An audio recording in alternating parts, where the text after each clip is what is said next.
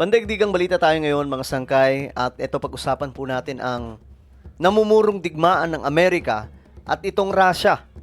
Kasi itong si Donald Trump ayaw na naman pong papigil at gusto daw pong lumapit pa sa border ng Russia at magpadala po ng submarine. Alam niyo naman mga sangkay kung anong nangyari sa Ukraine, no? Kaya nagkaroon ng digmaan kasi nga po dahil din po sa papalapit sila sa border na ang isa sa pinakadaan para sa mas maluwag na pag-atake sa Russia ay ang Ukraine. So anong mangyayari mga sangkay?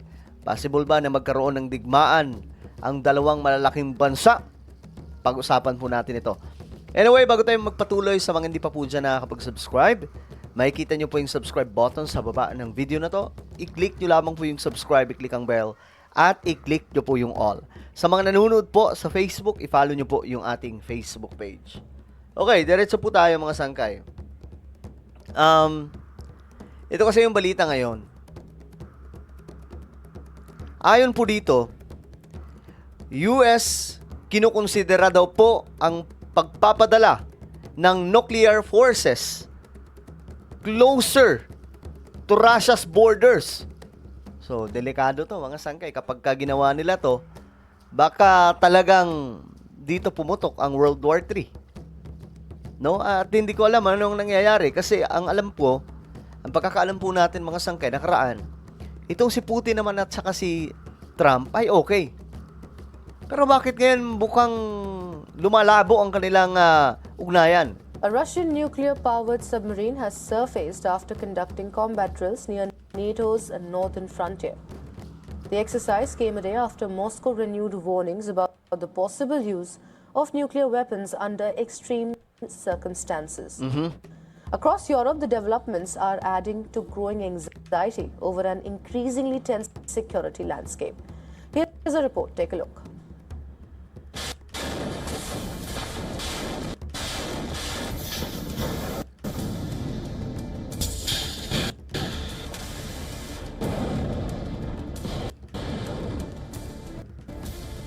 Grabe ka mga high-tech na ngayon, no?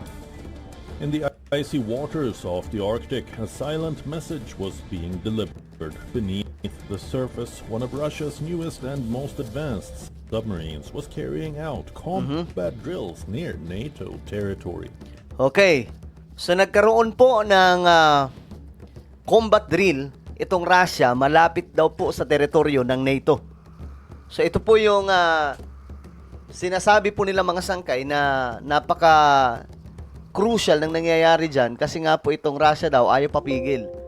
Pero ayon naman po sa Russia, itong ginawa nilang military exercise ay isa lamang pong babala sa lahat ng mga lalapit sa border nila.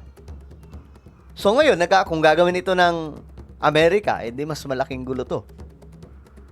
At sigurado po tayo, hindi po magdadalawang isip itong Russia na mag-step forward sa panibagong level ng war. The vessel was the Perm, a Yasen M-class nuclear-powered submarine, regarded as one of the most capable attack submarines in Russia's fleet. Grabe, no? Isa sa pinaka-advanced nuclear submarine ito ng Russia. According to Russia's defense ministry, the submarine launched an Onyx cruise missile while submerged, striking a target more than 200 kilometers away. So yan po ang submarine, isa po sa advanced submarine ng Russia. The exercise took place in Arctic waters bordering Norway, close to NATO's northern maritime frontier. The drill was designed to demonstrate combat readiness, but its timing has drawn attention far beyond the Arctic. Just a day earlier, senior Russian official renewed warnings about Moscow's nuclear doctrine.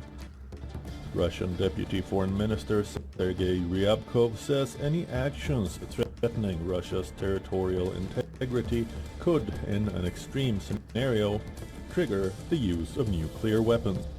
Ayan na, mga sangkay. Yan po yung warning ng Russia. Kahit anong action lang po na lumapit daw po sa kanilang border, magti-trigger daw po ito ng nuclear action. Ibig sabihin, possible magbitaw sila ng nuclear. Alam nyo guys, sa hinabahaba ng digmaan po sa Ukraine at Russia, wala pa pong binibitawang nuclear ang Russia. Up to now. Wala pa po mga sangkay. More on drones attack nga lang po mga sangkay, pero grabe na po yung mga damage. How much more kung nuclear na po yung bibitawan? At para po sa inyong kaalaman, ang pinakamalakas na nuclear ay nasa Russia sa buong mundo. Ganun po katindi itong bansang to. He stressed that the conditions for such a response are outlined in Russia's official nuclear policy. The statement was not linked directly to the submarine exercise. Yet together, the two developments are being closely watched across Europe. The Aston M class is designed to carry advanced cruise missiles capable Grabe. of striking both naval and land targets. For NATO members in Northern Europe, the Arctic has become an increasingly important theater. Russia has expanded military activity in the region in recent years. Pero alam nyo guys, ang kagandahan din talaga na may nuclear ngayon, napipigilan ang mas malaking problema po sa digmaan. Kasi instead na magbakbakan agad, kinukonsider na mayroong nuclear. Natatakot ang iba na mag-umpisa kasi may nuclear. So, ganyan pong nangyayari mga sangkay. So, kumbaga, sabi pa nga ng mga commentator, yun daw po yung pumipigil po sa digmaan. Nakagaya po noon mga sangkay, mabilis lamang po. Pag mag-trigger yung isang bansa, magkakaroon po ng regional war hanggang sa magiging world war na. This also comes a day after it was reported that the Trump administration is mulling sending additional nuclear-capable bombers to be stationed in Poland. Okay.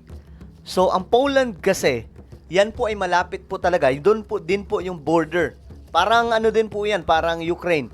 Nandun din po yung border, papunta po sa Russia. Kaya pala, nagsagawa ang Russia ng ganitong klaseng combat military exercise or nuclear exercise para daw po ipakita nila na just in case lumapit kayo dito sa amin, hindi kami magdadalawang isip na paputukan kayo ng nuclear. And the Baltics, essentially moving nuclear assets close to Russian border. Ayan ha, ang Amerika nagbabalak na magpadala ng kanilang mga nuclear forces closer to Russia's border doon po sa Poland. Nako, delikado yan kapag ka nangyari. Against that backdrop, every military signal carries extra weight. Moscow says the exercise was routine. NATO has not indicated any immediate threat, but in a continent already shaped by the war in Ukraine, missile deployments, military exercises, and nuclear rhetoric are receiving heightened scrutiny. From the Arctic to Europe's capitals, the question remains the same. Are these signals of deterrence or signs of a more dangerous era taking shape? Grabe, no? So, ito yung panahon mga sangkay na delikado po talaga ang sitwasyon ng ating mundo. Kasi, itong dalawang mga malalaking bansa at may mga pinakamalalakas na weapon, kapag ka nagbanggaan ito, damay-damay na po lahat yan. Magkakaroon po ng coalition yan. Siyempre, ang Pilipinas po, mayroon po tayong ugnayan sa Amerika. 'Di ba? Talagang mga sangkay, pwede po tayo madamay dyan. Kagaya nung nangyari nung World War II. Kaya nga lang, ang mas nakakatakot, guys, nasa 2026 na po tayo. Mas delikado na po ang mga gamit pandigma. Alright, so ano po ang inyong opinion? Comment down below. Huwag niyo pong kailimutan na i-subscribe yung ating YouTube channel. God bless everyone.